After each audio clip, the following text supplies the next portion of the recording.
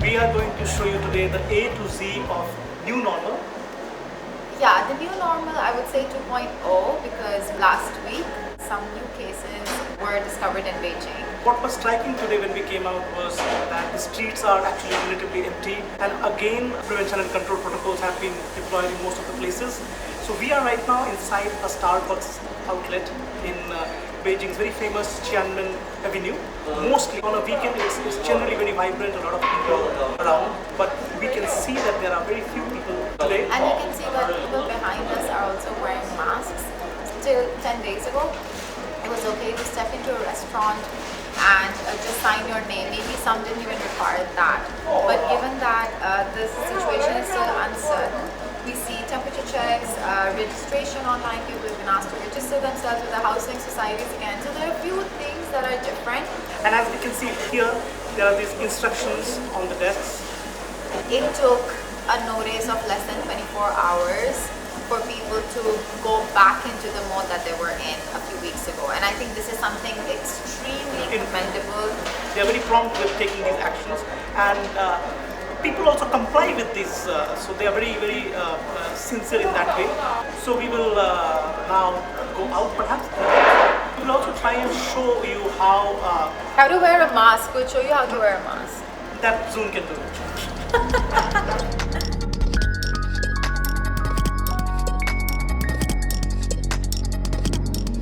Here we see everyone who walks into the restaurant or any place for that matter, they have to register themselves with their phone number, their name, and temperature check is a must-be. And there's a QR code over there. Yes. And basically how it works is that when you scan the QR code through your WeChat, it states whether you are safe or not. It's a mini app which in a way traces your whereabouts for the past 14 days, where all you have visited, because you always carry your phone with you. So it's easy to locate you. And if you have not been anywhere near these so-called hotspot areas in the past 14 days, you are basically safe and you are in the green zone. I think there are 3 color codes: green, orange and red. Yeah, red means no. Red means completely no. And orange means they would not allow you, but you are supposed to be quarantined for 14 days. This is very, very, very empty. This is one of the most crowded places. It's a Saturday evening. Right. This is kind of a food and entertainment district. We have the Madame Tussauds here. It's closed for now. It was open the last time I came here. China in general, the stabilization of 0 homegrown cases was there for almost 2 months. 56 and days, yes. There was a sense of confidence. There were basic SOPs still in place. They were basically phase by phase, they were getting back to normal. Initially, some of the shops were open. In fact, on June 8th, most of the schools in Beijing were opened as well. But unfortunately, within or less than 2 weeks actually, because of this new outbreak, the schools have to be shut down completely again. And now they have announced that the schools will be shut down for the entire semester.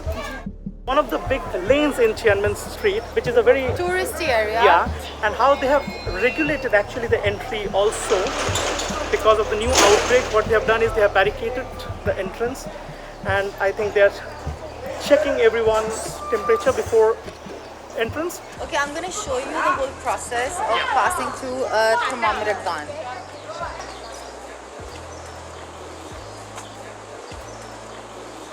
Another thing that people are very careful about now is food. So you would know that the marketplace, which was the source of the virus this time, 90% of Beijing's fresh food is directly or indirectly procured from this market, Xinfadi market. And it's a huge market. It's perhaps Asia's biggest fresh food market. The city prioritized the food supplies as part of the SOPs. In fact, Abhishek, I don't know if you noticed this, in our market, the vegetables were cheaper in Hume, Okay, so which is one of the biggest suppliers actually, in Beijing. in my area for the first 2 days, there were actually a shortage of supplies of some of the basic vegetables and fruits, in fact. Okay. But immediately, I think they have taken the adequate measures and they have ensured that the supply chain is back in place.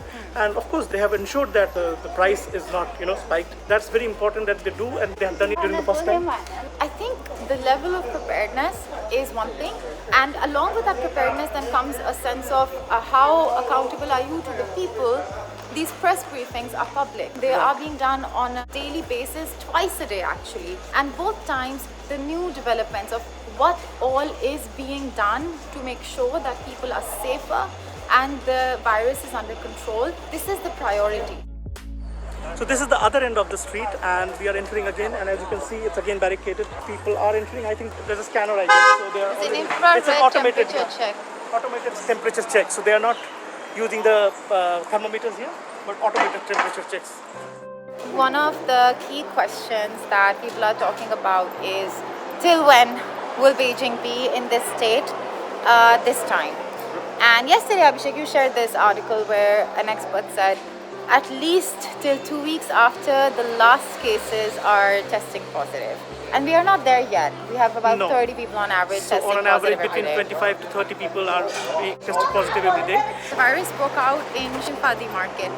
All 8,000 of the vendors in that market were tested. Only a few of them tested positive, but all of them have been sent to quarantine facilities.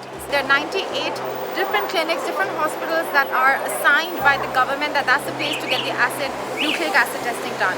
Apart from that, no other place, and people who don't fit the criteria are advised, if they are only experiencing mild symptoms, to not go so that the system isn't overstretched. And these are some basic advice. Within 2 days, I think there were more than 100,000 people were tested. I have a question for you, Zoon. What change do you notice in terms of public behavior from when the outbreak was first reported in 3rd week of January, and then There is no what fear happens this now? time. Right. Actually, before, people were worried. There was concern. fear of the unknown, basically, because that was still an unknown thing, a new thing in a way, Yes. a new outbreak, and they didn't know how long it will continue or what happens Now, it's like we've been through this. then. Right. They know the protocol for things Exactly. to go back to that new normal, the newer normal. Although this new outbreak in Beijing is not being officially described as the second wave, but still I think this will again become a model for the rest of the world as to how to cope up with the second wave perhaps. It's not being described as a second wave because maybe a second wave would mean that domestically the virus Yes. comes. So for now, the preliminary research that was done, the tests have confirmed that this strain of the virus is Comes from from Northern Europe. Yeah. Possibly Norway, possibly salmon. Right. But as you can see, I think there is still a sense of normalcy somehow now that you see it's evening, and despite the fact that apparently there are much more stringent measures in place, but if you can see the street lights and the other lights are on. These are very decorative lights on both sides of the avenue here, and we can see a lot of people with family and friends. They're actually taking a walk or stroll or just playing. So this is interesting that people are still coming out. It's as in, of course, as Zoon said, there is no fear this time around at all. No fear. Yeah.